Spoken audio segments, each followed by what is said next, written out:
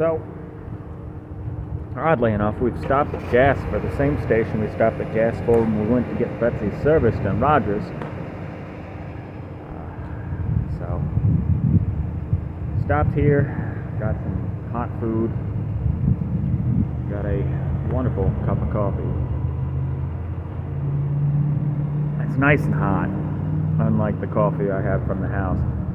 And picked up some gloves to go under my gloves.